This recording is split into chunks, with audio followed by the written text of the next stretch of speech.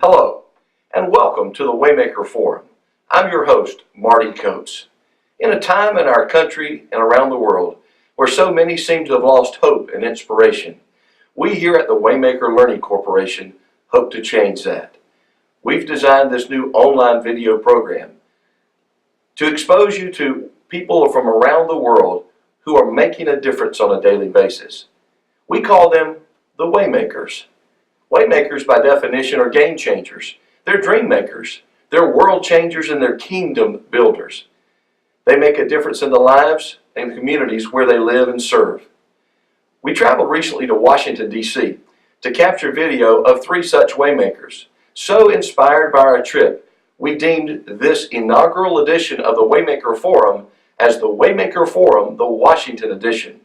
And we filmed now 3 series, and we'll show those as volume 1, 2, and 3. In our debut, we introduce you to Billy Threadgill. Consistent and humble are the words that describe the way he lives and the way he works. But probably the best principle describing Billy Threadgill is that he lives to serve others before being served. Let's go now and meet Billy Threadgill. Washington, D.C. is a city where folks come from all over the world to impact the lives of other people. Here in this city, decisions are made that literally change the world. We're excited to have on our program today one such person who does that every day.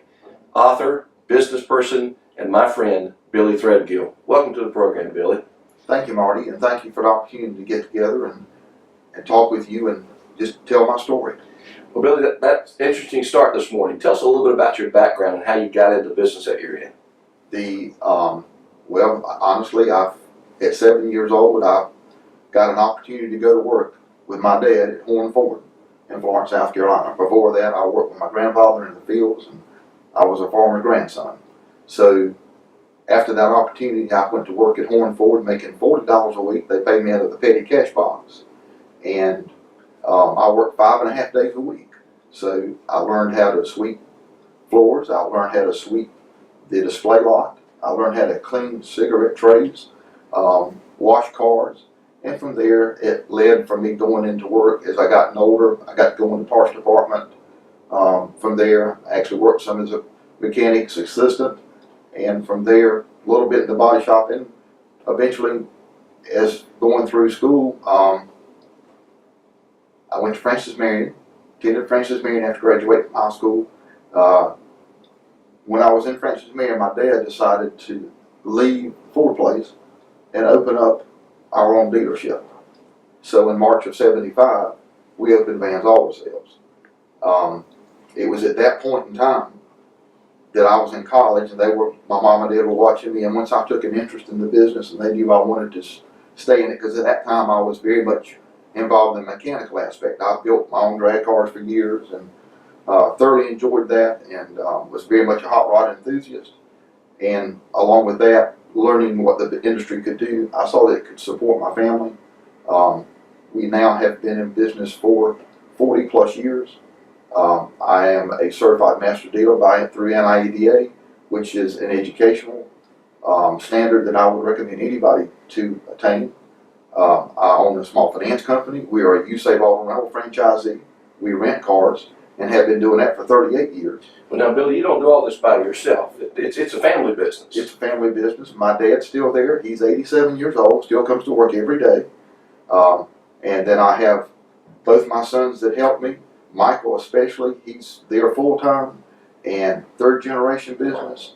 He's a young man, 35 years old, and I just treasure what he does, because I couldn't do what I get to do today without him and my dad being at the office. And then we have a small staff.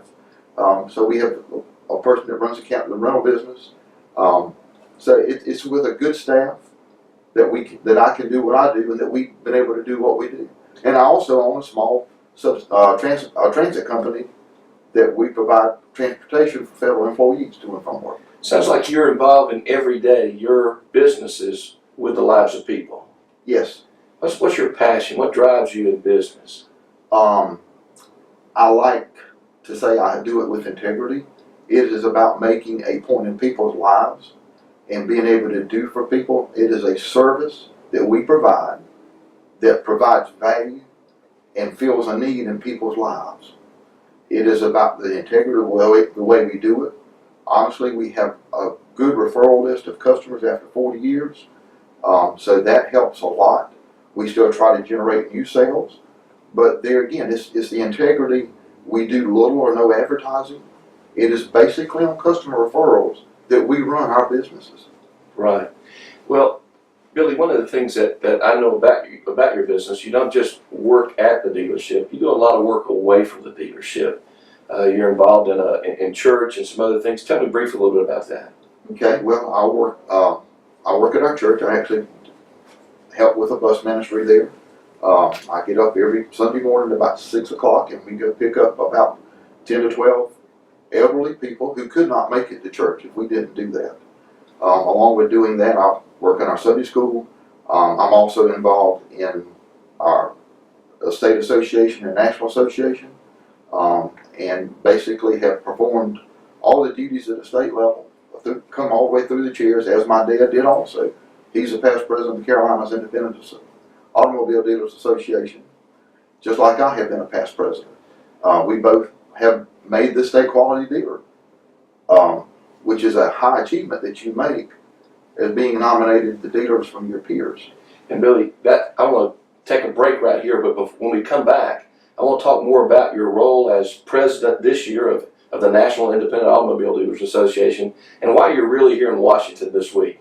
So when we come back, we'll talk more with Billy when we come back after this break. Hang on, because in the next 2 minutes, you'll learn how you can stop giving away customers to insurance and warranty companies and keep 100% of the underwriting profits through your own reinsurance company. And that's without any additional work or overhead. Franchise dealers have been profiting from reinsurance for over 30 years already. Here at Dealer Re, we help independent dealers do the same. That means every time you provide a warranty, require insurance, or sell a service contract or gap, you can make money. The potential is unbelievable. We know because we've been setting up dealers exactly like you for many years and continue to do so every day. It's not uncommon for a small to mid-sized independent dealer using our program to realize several thousand, if not tens of thousands of dollars a month that they were leaving on the table before. In fact, it's a lot easier than you'd think because we do everything for you, from setup to ongoing coaching. When we set up your reinsurance company, you also get amazing customer service advantages that will attract customers and keep them coming back to your dealership. First, you can attract buyers with a true warranty on the buyer's guide. No more as is, and you have full control over terms, features, prices, and claims. Second, you can provide your customers the opportunity to purchase a vehicle service contract. Right now, you probably send between $600 to $1,000 per contract to your third-party warranty company, say around $8,000 per month or $100,000 per year. If the third-party warranty company paid $40,000 in claims, that would equal a 40% loss ratio and a $60,000 underwriting profit. Unfortunately for you, your loss ratio is 100%, sometimes more if you pay denied claims out of pocket. Why? Because it is their underwriting profit. There is a better way. Setting up a reinsurance company allows you to put that underwriting profit in your pocket, not the third-party warranty company's. If you're a buy here, pay here dealer, your reinsurance company can provide premium finance, which allows you to collect the premium on a monthly basis from the customers instead of having to pay it all up front. A much needed relief for your lending pool. Third, if you're a buy here, pay here, you can provide debt cancellation coverage, which cancels your customer's loan balance if they total their car. Since your collateral is covered, you don't have to worry about chasing down uninsured customers. By buying economical DCC from you, they no longer need expensive full coverage, which can mean an absolute fortune for you. And fourth, you can capture your share of the growing CPO market with your own world-class certified program, not to mention major tax benefits you could get from having your own reinsurance company. Reinsurance, it's what smart dealers do.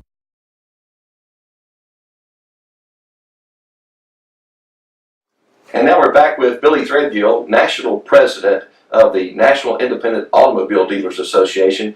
Billy, when we left just before the break, we were talking about your progression through the family business. But you did mention just before we left that you were involved in the NIADA and the CIADA across the years, and this year you're serving as National President. Tell us a little bit about that. Well, the National Independent Automobile Dealers Association was formed in 1946. It is a 70-plus-year-old institution that basically represents independent car dealers. There are some 36,000 independent dealers that I'm aware of in the United States of America.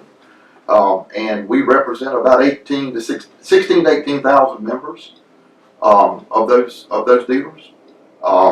It was formed as far as part of the government was trying to enforce price controls on independent dealers after the war or during the war. So that's why it was formed in 1946. And today we're in Washington, and you're going to be here for the next couple of days with folks from all over the country who are dealers and members of NIADA. And what's the focus of your trip here this week? Well, the focus of our trip here this week, we've got probably 200 constituents from all over the United States that have come here to meet with the Department of Justice, the Consumer Protection Finance Bureau, the Federal Trade Commission. We also come in to meet with our federal senators and our federal representatives so that we can lobby and express the interests and desires that we have, let them know the needs that we do and that we have and what we need to see done through regulatory and through their place in the government. Now, are there any particular issues that the NIADA is concerned about that will be a particular discussion this week? Yes, we got many, but I will mention two specifically. And one is through the Consumer Protection Finance Bureau. There's been a lot of regulatory things come down through the line that have been detrimental and hurt some dealers in our industry. The other thing is we're really facing a huge recall right now with cars going on in the industry, and they won't determine if it's a safety recall or a non-safety recall, whether the car is sellable or not sellable. So we've got several things like that, but those recall issues right now are one of the paramount things that we're looking at dealing with, because we don't know if we can sell a car, how we need to sell it. Basically, our policy is, and from an NIADA standpoint, is if there's a recall, you represent it to the consumer. We try to get it fixed if the remedy is available, but if not, we do disclose it to the customer and let them know that. And we try to let them know it's a safety recall, because the recall is the responsibility of the manufacturer, it's not the responsibility of the dealer. Right, right.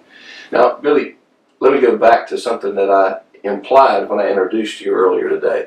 I implied that you were an author. So I know sometime back you participated in the writing and publishing of a book, Race to the Finish Line, I think the title is. And Yes, sir. I co-authored a chapter with you in that book.